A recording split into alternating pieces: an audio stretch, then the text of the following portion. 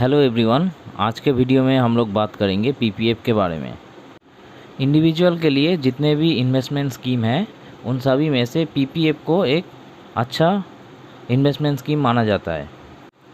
PPF में risk factor बहुत ही कम है। ईयरली टैक्स सेविंग करने में भी ये बढ़िया रोल प्ले करता है।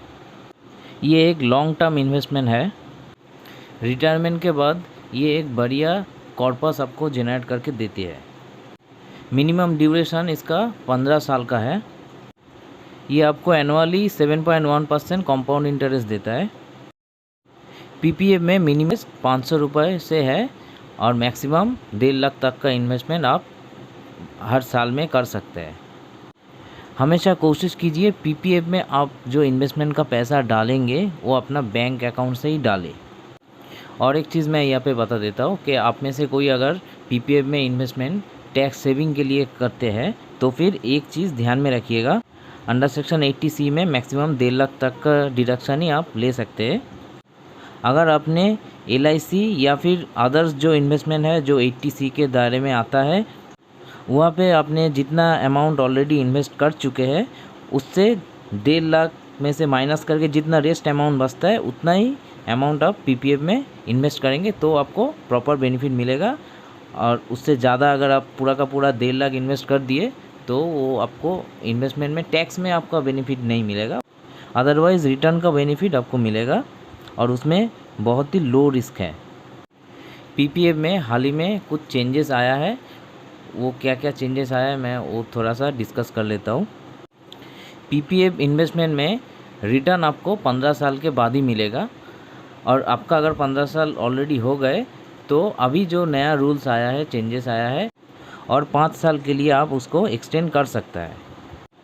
दूसरा चेंज पीपीएफ में जो है वो है अगर आप रेसिडेंट में से नॉन रेसिडेंट हो गए, मतलब आप इंडिया के बाहर कहीं रहने के लिए जा रहे हैं, उस सिनेरियो में आप 15 साल से पहले अपना अकाउंट प्री मैच्योर क्लोज़ करा सकते हैं। वैसे आप इंडिया में रहेंगे फिर भी कर सकते हैं।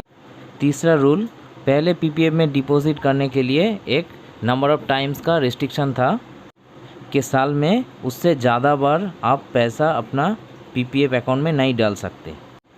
अभी वो रिस्ट्रिक्शन हटा दिया है, आप साल में जितना बार चाहे अपना पीपीएफ अकाउंट में पैसा डाल सकता है, लेकिन वो 500 रुपये से कम ना हो या फिर 1.5 लाख रुपये में से ज़्यादा ना हो, इसका आप थोड़ा सा ध्यान रखिएगा। चेंजेस जो है कि आप अपना पीपीएफ अकाउंट में से अगर आप लोन लेते थे पहले तो आपको 2% इंटरेस्ट के हिसाब से लोन मिलता था, तो अभी गवर्नमेंट ने वो रेट ऑफ परसेंटेज 2% से घटा के 1% कर दिया है।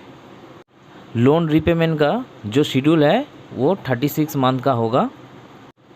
अगर आप उनमें से अपना EMI देने में फेलियर हो गए तो फिर आपको इंटरेस्ट चार्ज होगा 6% पर एनम के हिसाब से।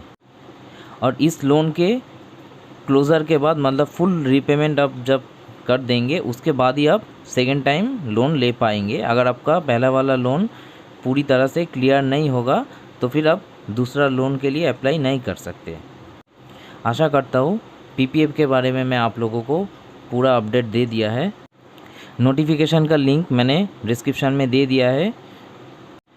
ऐसे और भी अपडेट मैं लाता रहूँगा, बने रहिए मेरे साथ। Thank you.